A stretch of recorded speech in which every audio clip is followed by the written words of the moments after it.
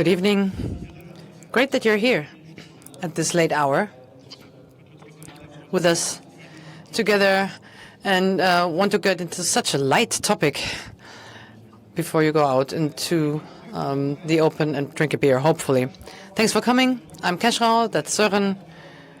We're both from Anden, and together with ARD, we're producing a new podcast, the third season of Legion, and it's going to come out in July, but we wanted to use this opportunity here today to talk about our research, at least about a small part of this research, which is nevertheless substantial, because it'll clear up essential misunderstandings about the topic. We're not going to talk a whole hour, 40 minutes with time for Q&A. So if you have questions, write them down. Any question, even about the podcast, let's use this intimate space here that we have to talk about it. And today we want to start this talk with a small story that probably all of you know about your personal circle, your parents, your grandparents, maybe brothers or sisters. It's about love scams. Who enters dating platforms, Tinder, Bumble, or Elite Partner 24 is usually searching. And this search is a very vulnerable moment, because that search also means, why am I looking for someone? I'm missing something in life. I'm looking for that one partner. And it's such a vulnerable moment that it's a good moment to intrude. So that search is often abused by scammers who don't just know these needs, but as we will see, understand them quite well and know how to exploit them. In these chats on those dating platforms, there are conversations. In a few days, a lot of trust is being built, which can be cashed quickly. On the side of the scammers, they're saying, oh, my daughter is sick, my mother is dying, the business isn't well, don't you have a little bit of money to help out? Because if you wouldn't have all those problems, you might be able to meet up in Berlin if all those problems would just go away. And actually, a lot of people in that situation have a lot of trust and actually want to help those people because they believe, on the other hand, there's someone who is serious. Scammers pretend to be in love to exploit the trust built by that. That's the essence of love scamming.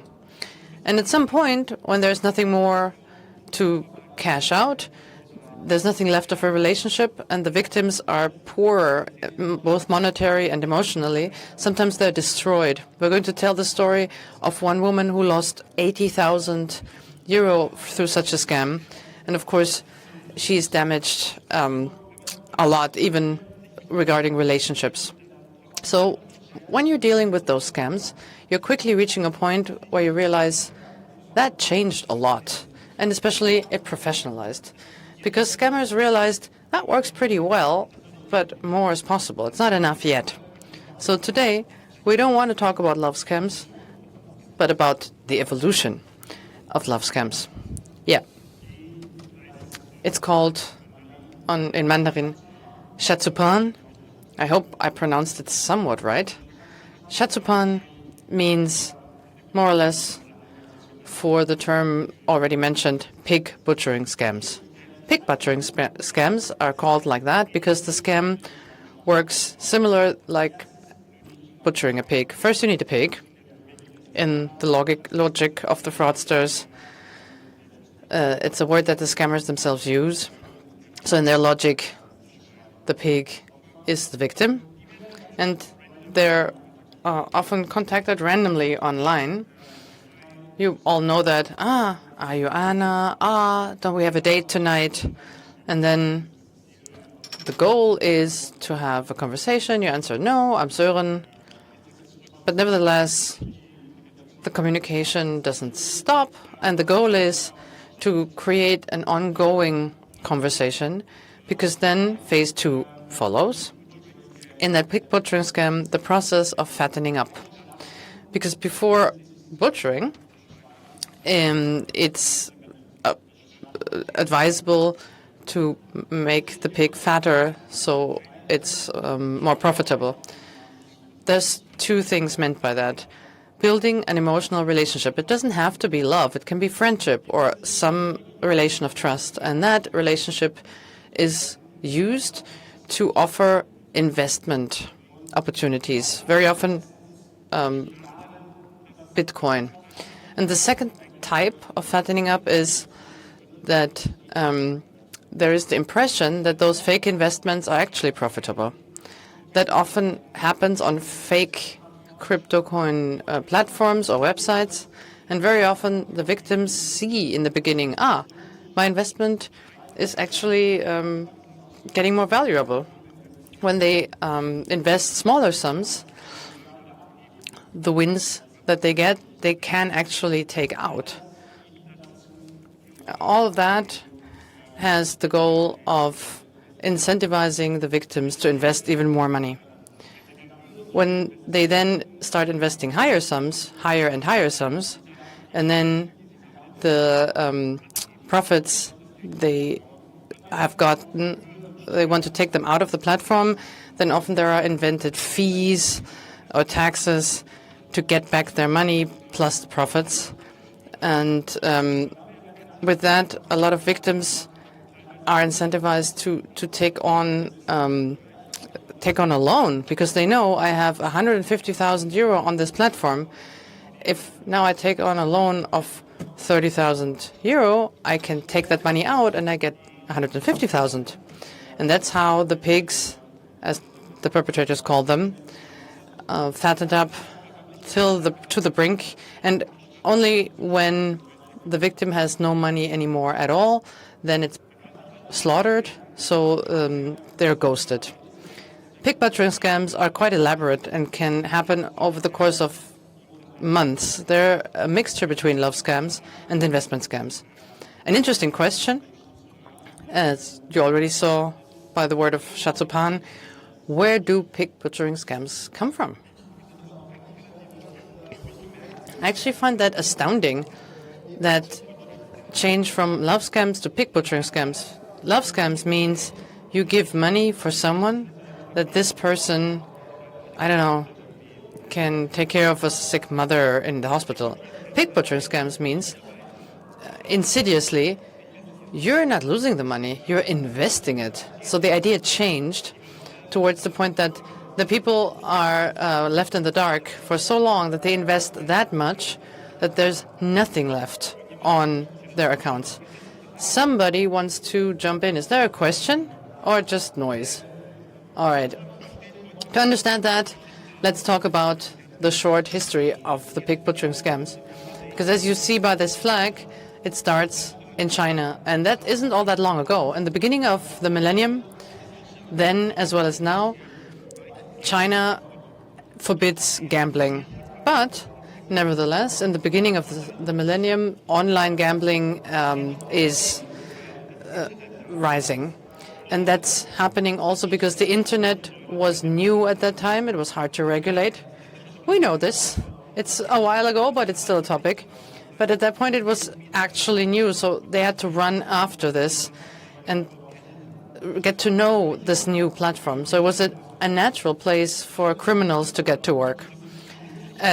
In 2006, the Communist Party targets these online casinos systematically. Of course, the fraudsters are going abroad, so that's leaking out to Myanmar, Laos, Cambodia, and the Philippines.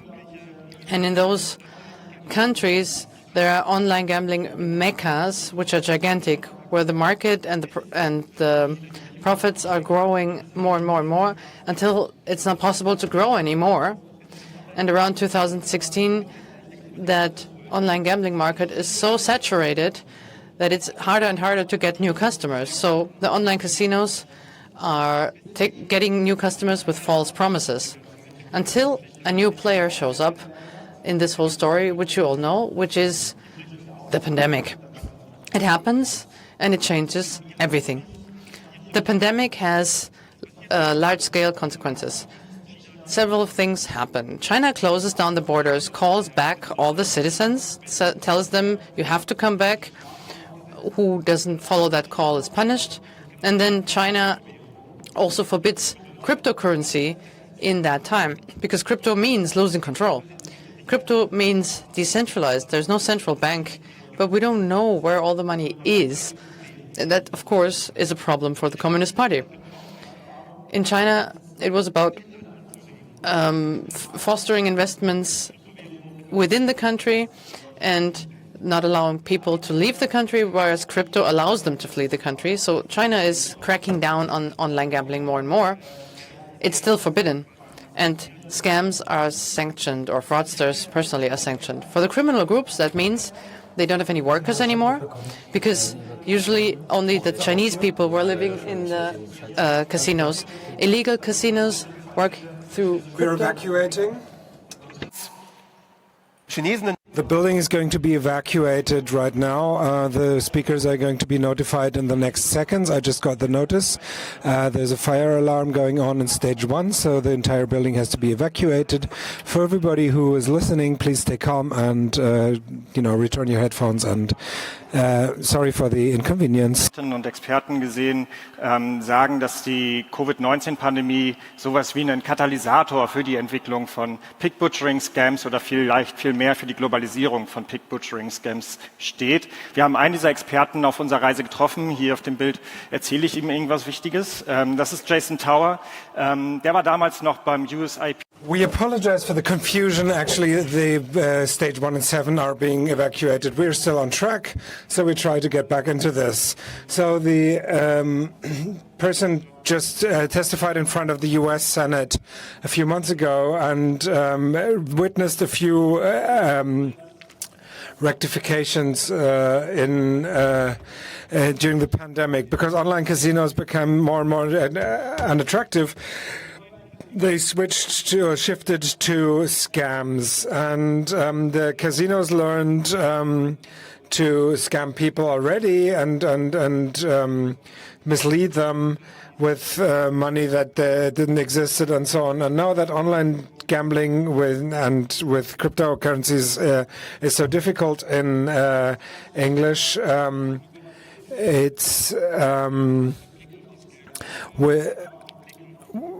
it's because they're now creating syndicates that are targeting less and less Chinese victims, but the targeted countries are being expanded.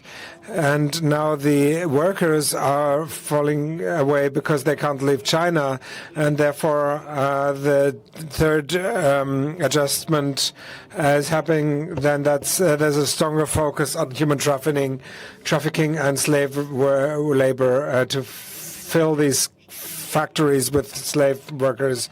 So in 2025, we are now in a situation where Southeast Asia is full of scam factories. You can see this on the UNODC map. These are countries where the online casinos went when they were forbidden: Laos, Cambodia, Myanmar, the Philippines. The situation in Myanmar is the following.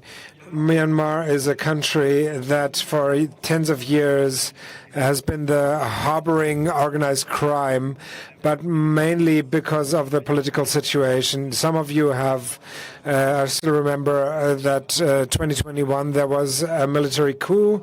The Democratic Nobel Prize winner Aung San Suu Kyi was removed from power, and the military government, the military dictatorship is at power, the junta.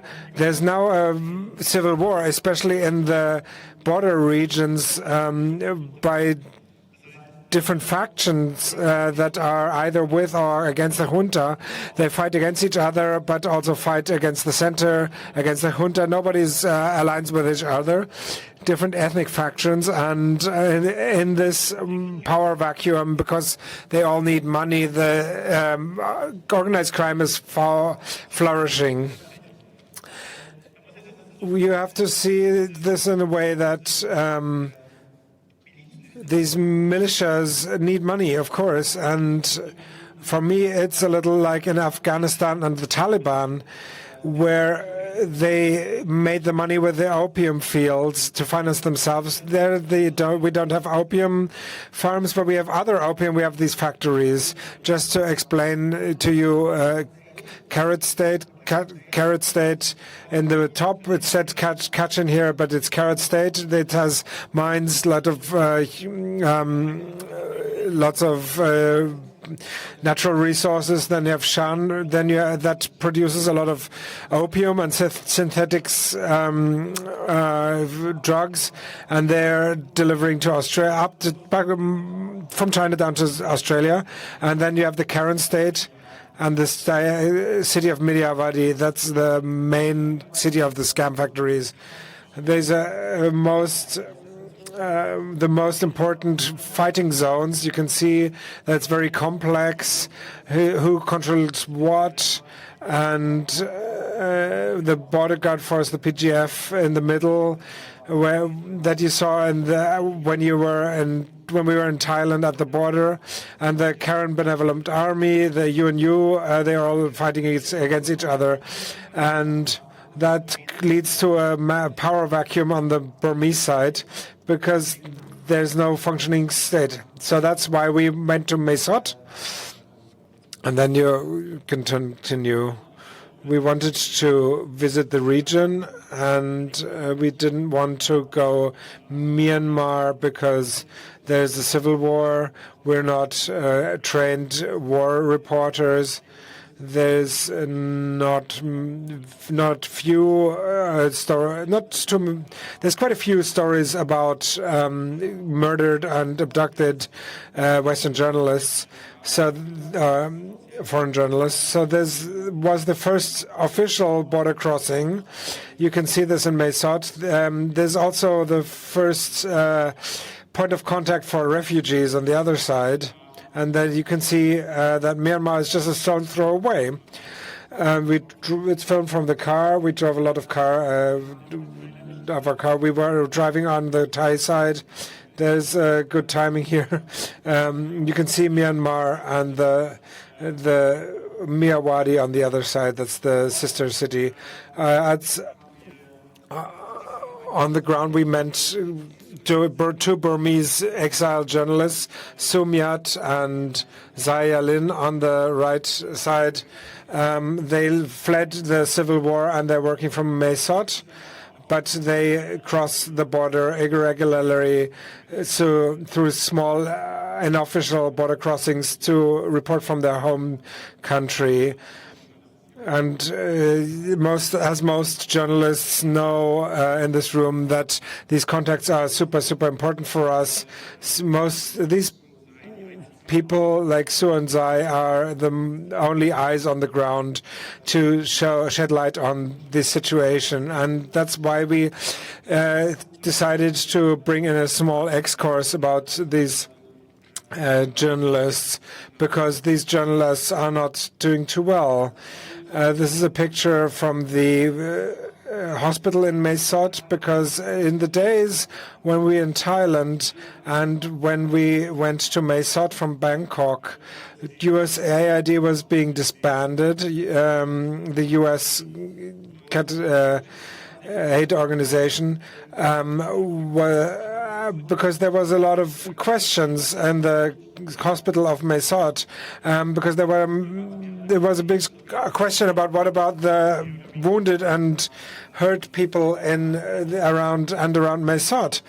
They said that people have been dying. But it's not only hospital and NGOs, but also journalists on the ground that often got a lot of money from USAID, and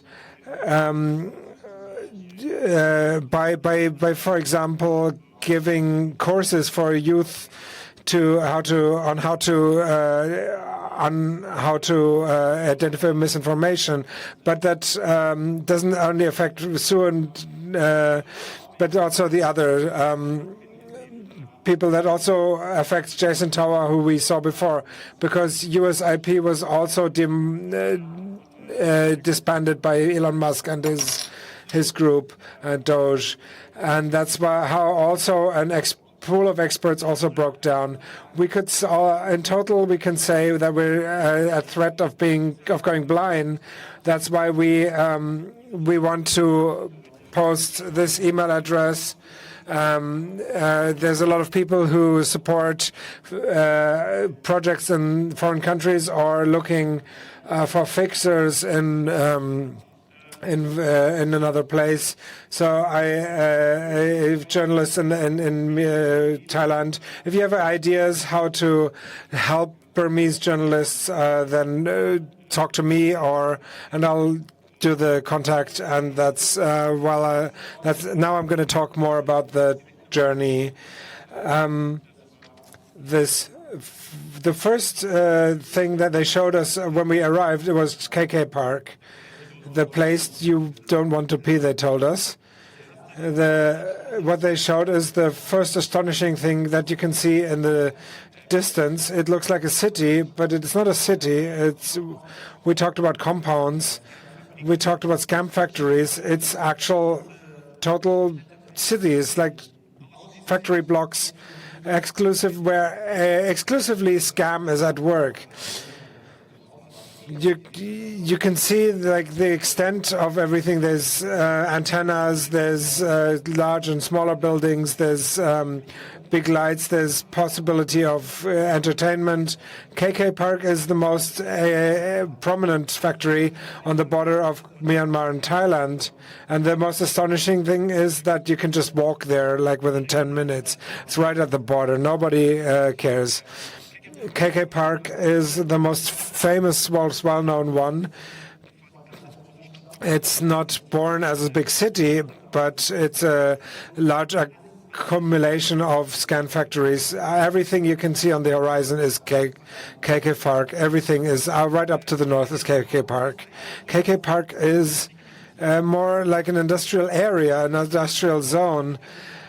There's lots of companies that work together. Many Chinese companies that you can't identify that easily. They sit in KK Park and run their own scam business, and they push their employees from one to the other, and they work together. And this looks like one complex, but that profits from each other. You have a supermarket, you have brothels, you have entertainment possibilities, restaurants, and so on and so on.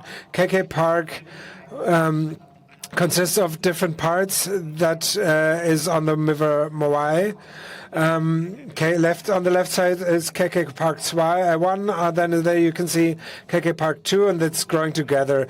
The river is the Moai. That's the border river between Thailand and Myanmar, and that's the one we drove along earlier on. It's such a small river that you can just jump over or just walk over, swim over, even if you can't swim that well.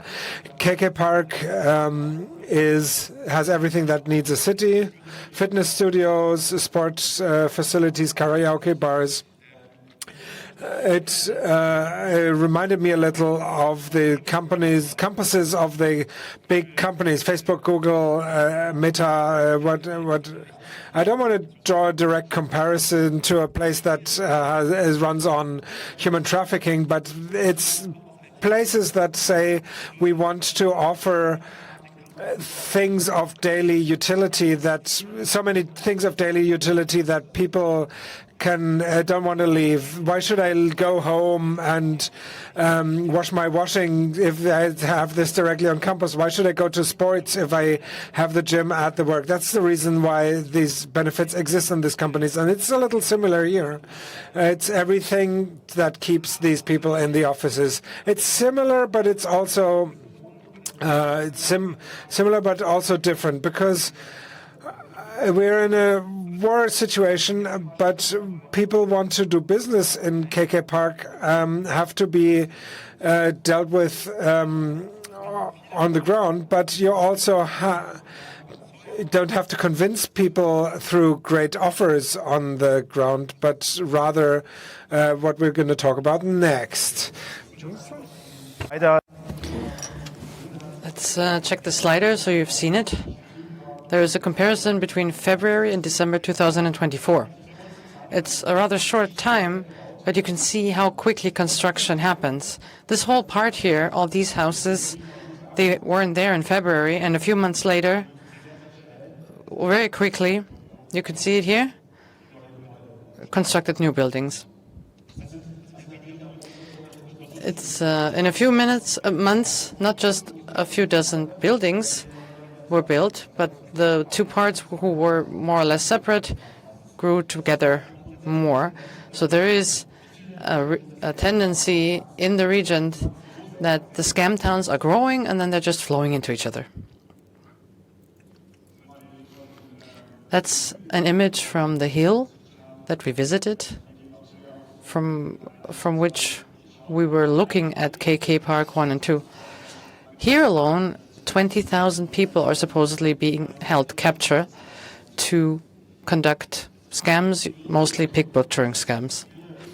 The curious thing that we felt while being there on the borderland is that it's not really hidden. KK Park and other facilities, they're right there in the open with all their walls and their barbed wire fences. And due to this border situation, as we explained, you can go towards those compounds up to a few meters without entering Myanmar. We did that.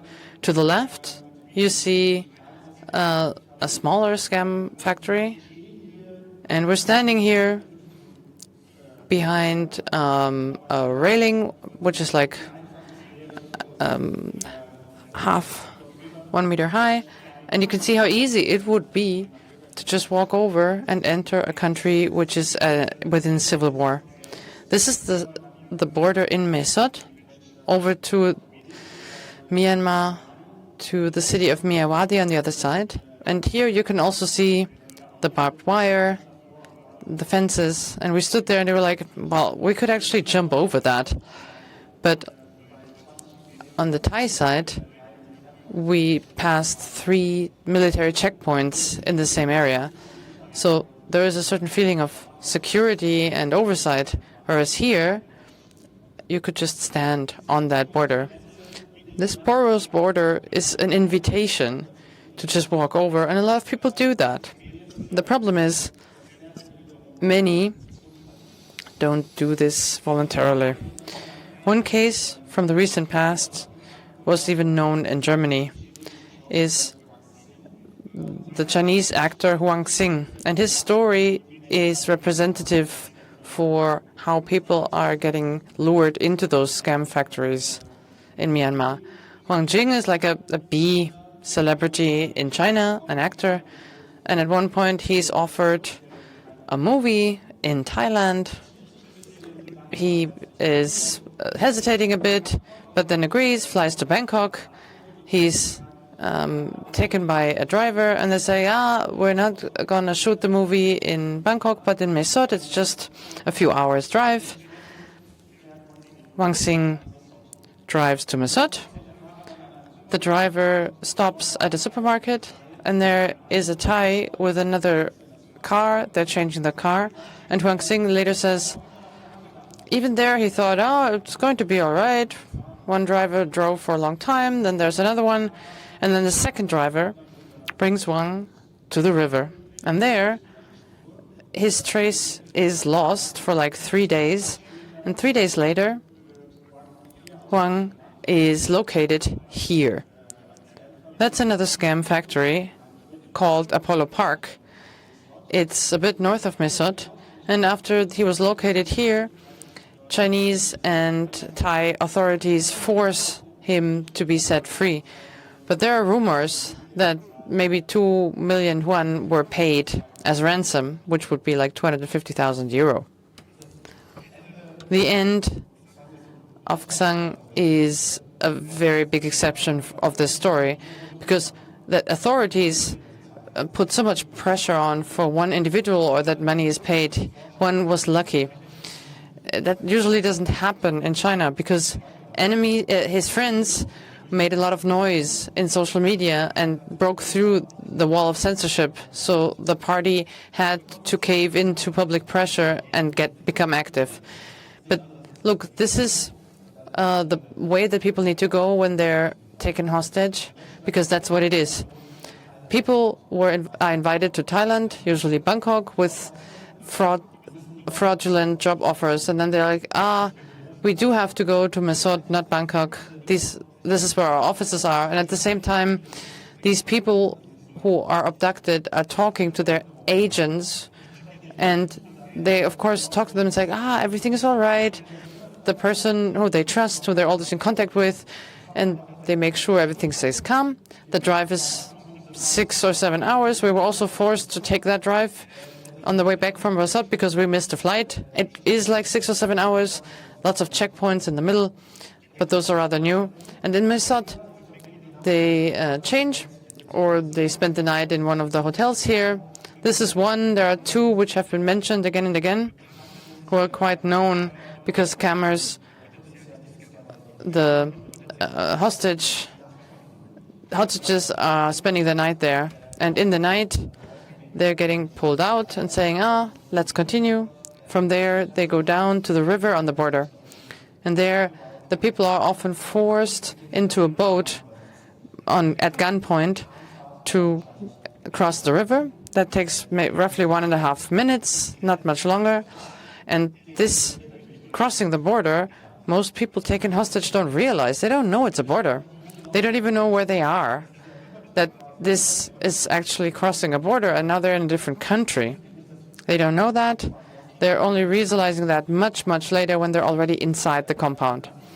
And then they arrive, after crossing that border, in one of those scam farms, for instance, in KK Park, or one of the 40 other compounds in the region. It's just an estimate.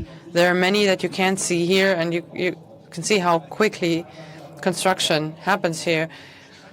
We met people who told us horrible stories that a compound that we couldn't even see on the map because the images aren't recent enough that the compounds weren't there yet.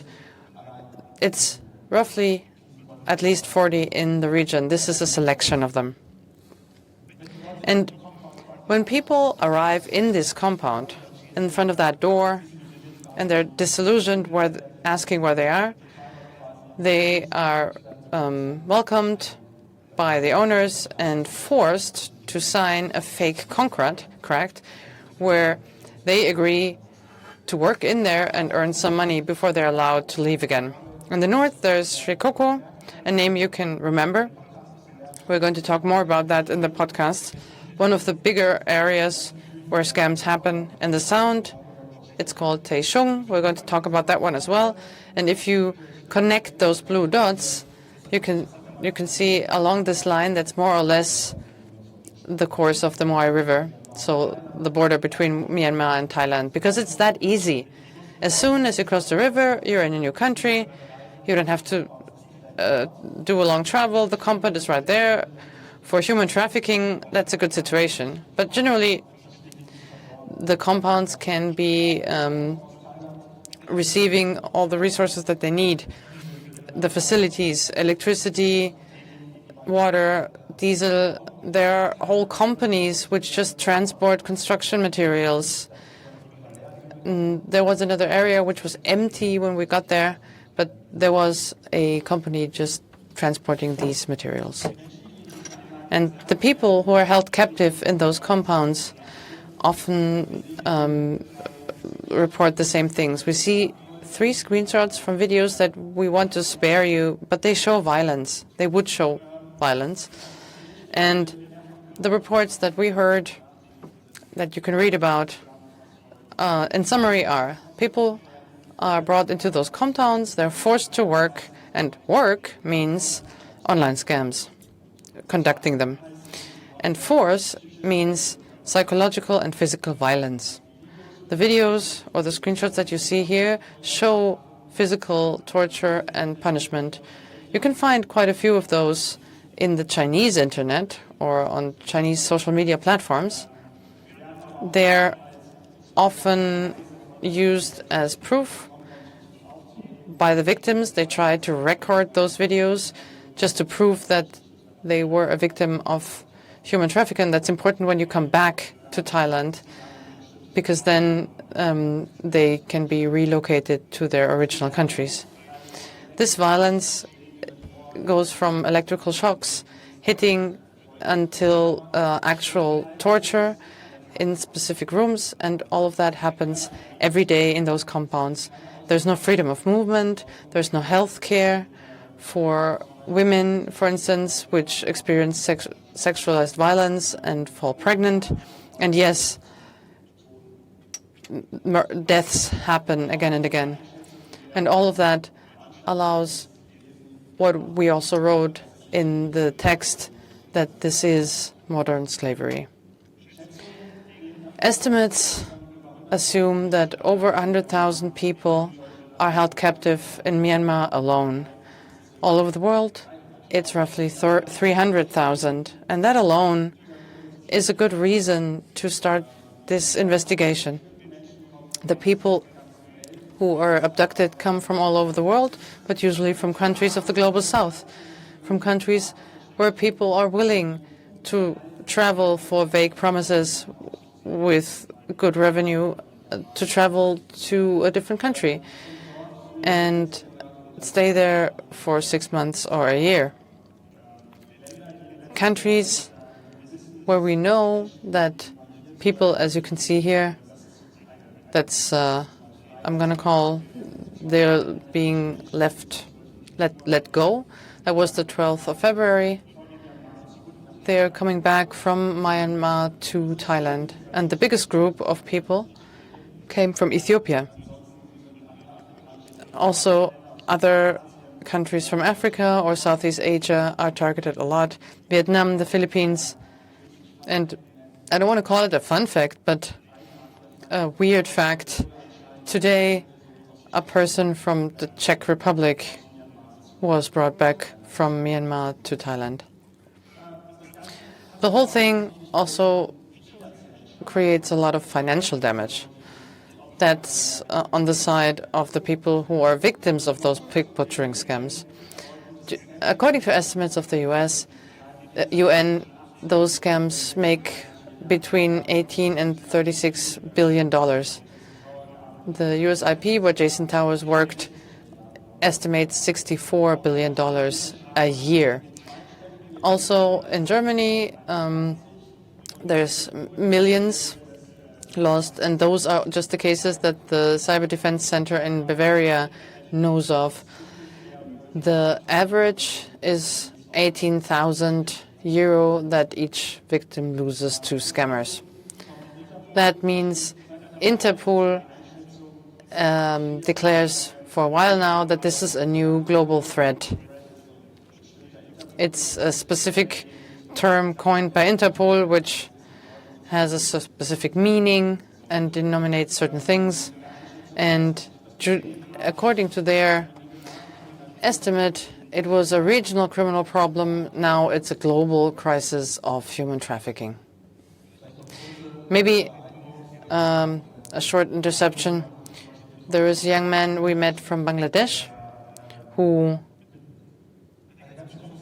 with a whole group of friends, went to Thailand looking for a new job, and all of them were taken hostage together, 4 or 5 friends who were together in this compound.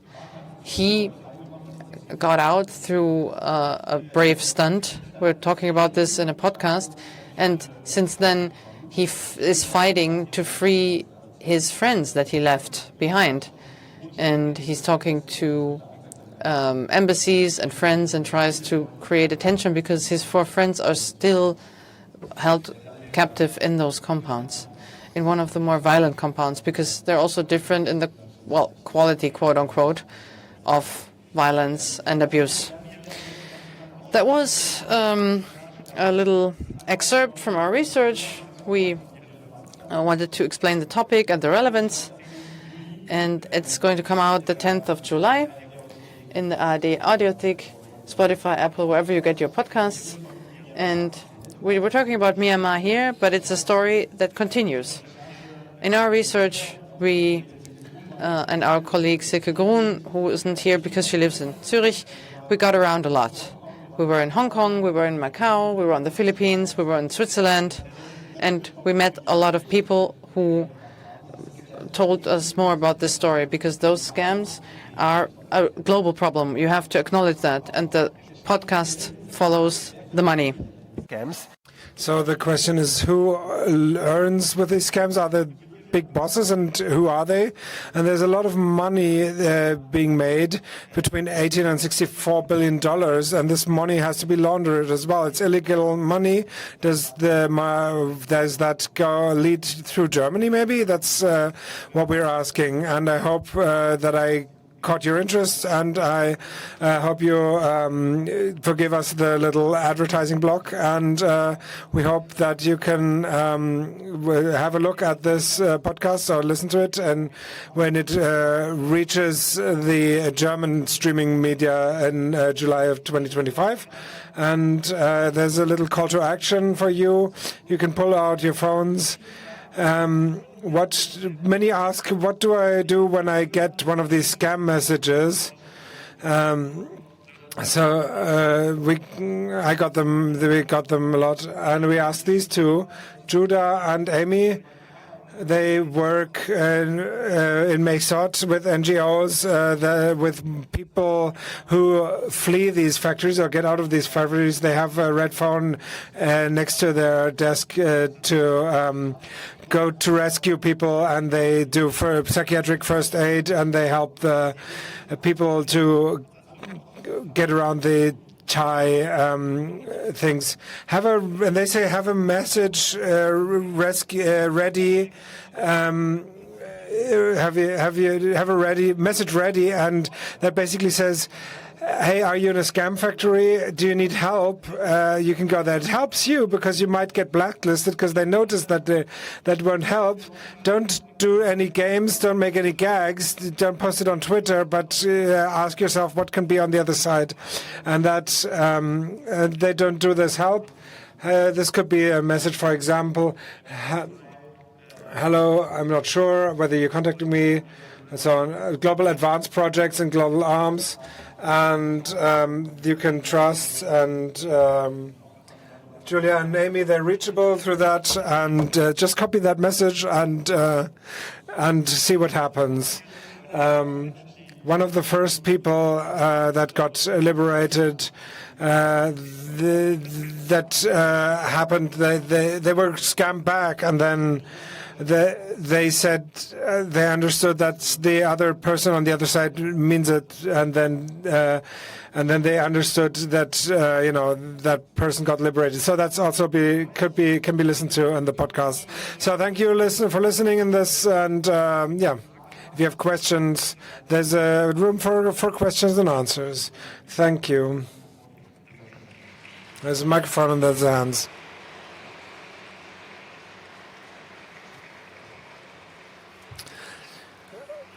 Thank you very much for this talk. I wanted to ask, what do you do if someone says, yes, I am in this factory? How does this work? Then I would send them to these people who can be reached via this website. You can't do anything from Germany. It's impossible, except for take the time for these people, and because you've got to think that this violence, is used, this torture is used if these people don't reach their targets. So don't steal the time of these people because because then they won't reach the goals to make the money. They're threatened with different forms of violence, very severe violence, and therefore I would don't send them to these websites, and they have contacts to the embassies and Thai government and to people resources, etc., etc. And these they help organize the rescue actions is very delicate. Talk to people on the inside. They don't just drive in with a truck and pick people out. They sometimes help them, and they have they nurture these contacts, and then they help on the ground. Hello, thank you for your talk. Great talk, great podcast. I have one question: why this incredible risk? Why, instead of doing this just with AI? My impression is that AI is not good enough for this, and we heard that they're working on it. The problem is that if you create emotional relationships to people, or want to create emotional relationships to people, then you have to understand different cultural codes, and it's not that easy to program the AIs towards that. Speaking English, German properly, the automatic voice recognition is much more polite, and one example that was given us is a group of Japanese people was abducted to train an AI to help the AI to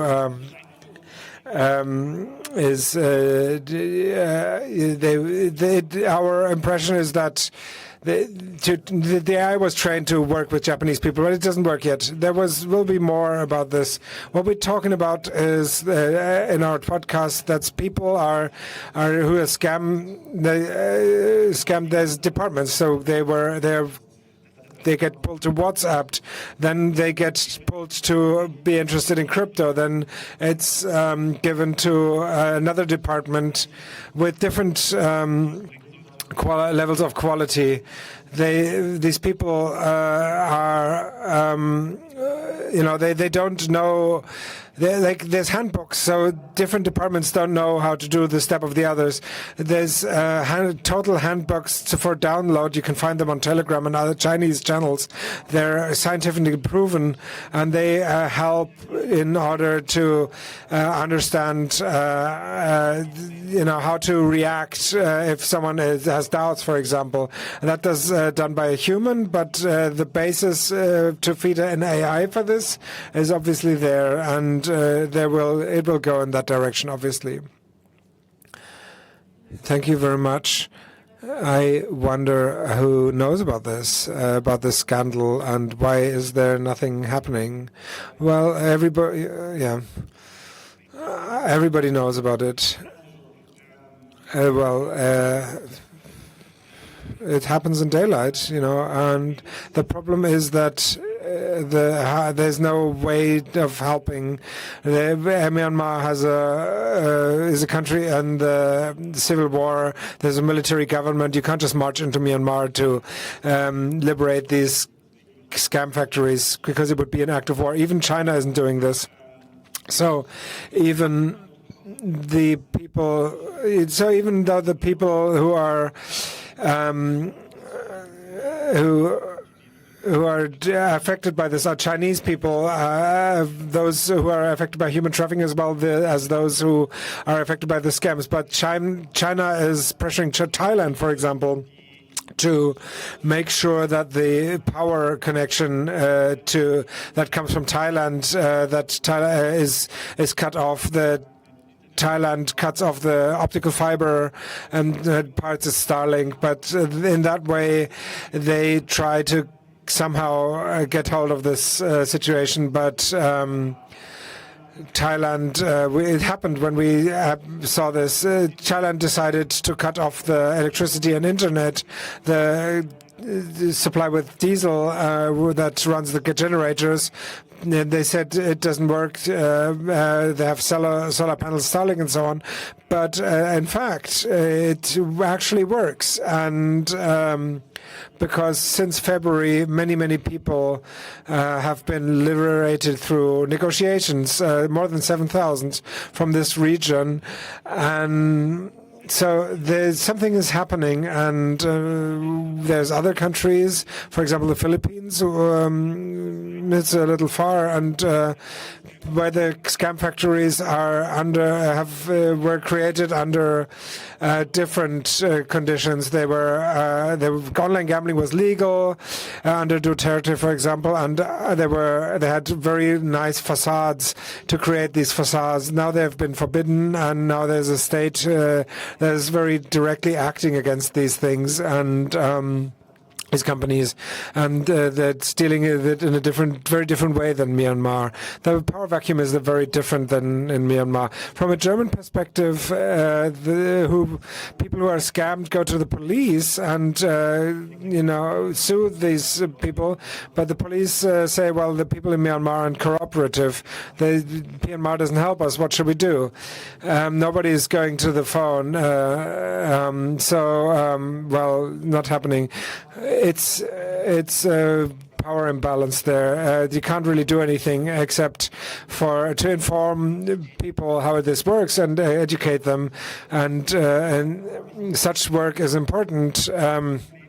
So there's a problem, and this is how it works, and therefore, what you could also mention is that there's also reaction from the EU, other countries as well, US and Great Britain, that sanction certain actors, where the actors have been proven to, through these research collectives, that they have business dealings with these scam factories. So the leadership of the border guard force, for example, one of these militias, are banned with Spanish sanctions. So, but with a militia that doesn't leave the country, no really effect, but there's an attempt at least, and there's more and more reactions of the states.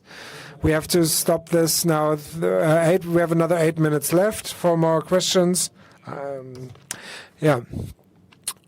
You also encountered many important and interesting stories that you can turn into a podcast. How do you decide which stories to take? Well, the decision, well, these stories often are created themselves organically. They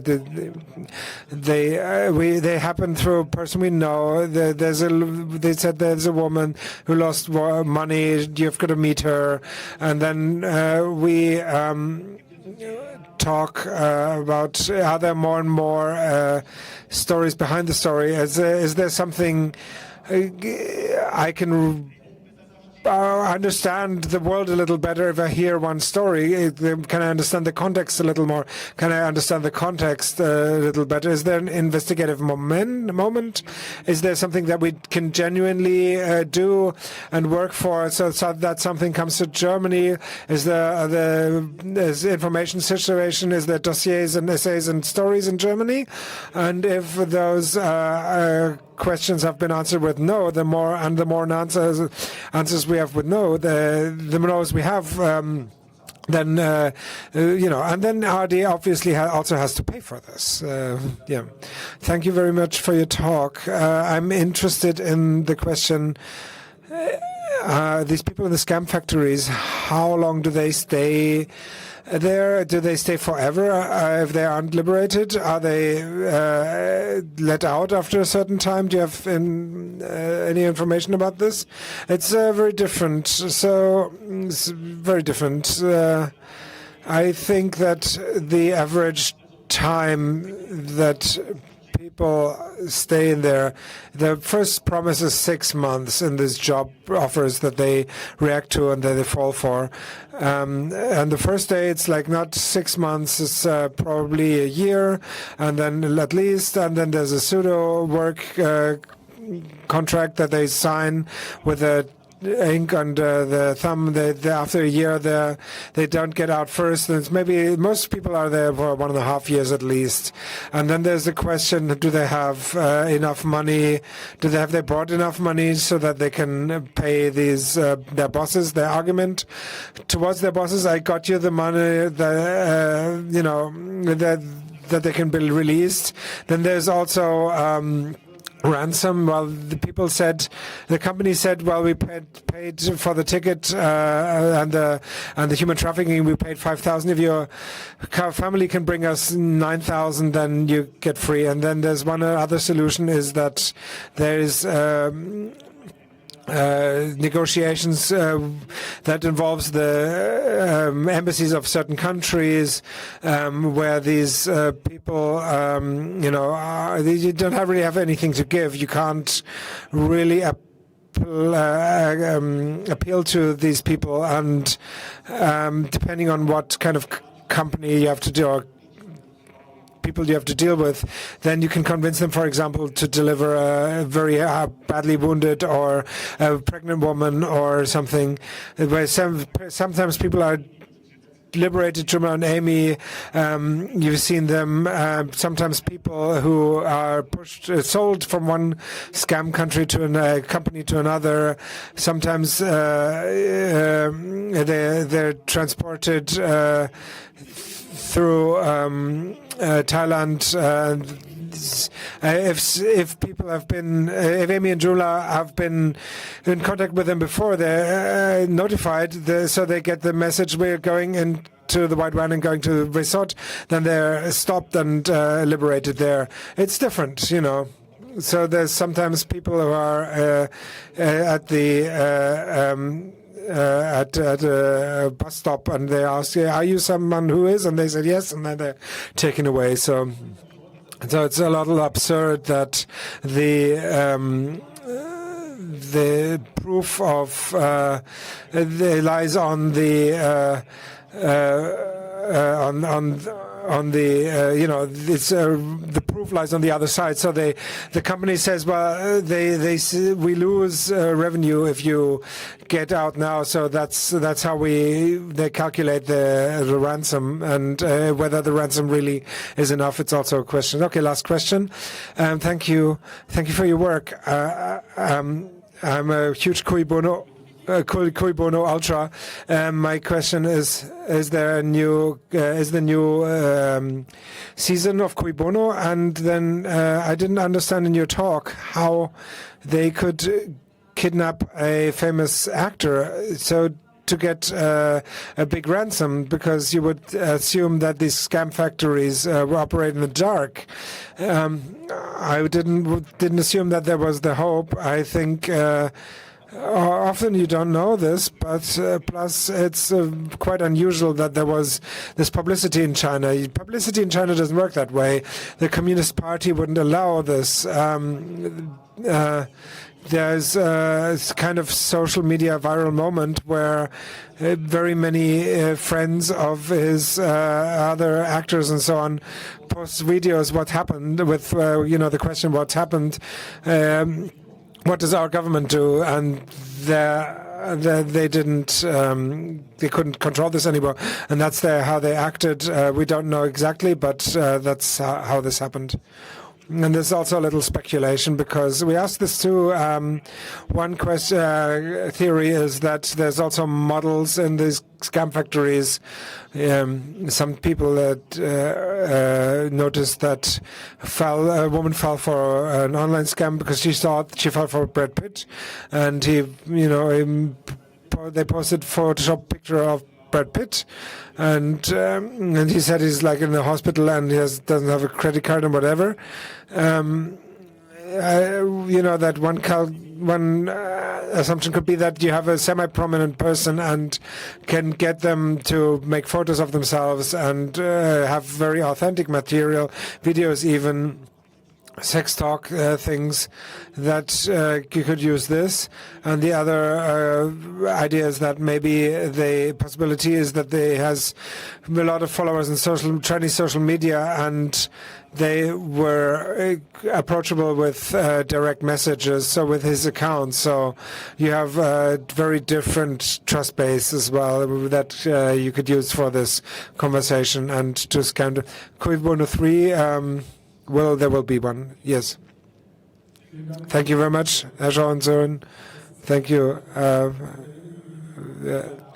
one of the few stages that was kept from the fire. Thank you, and alarm, and thank you. Thank you very much. Bye bye.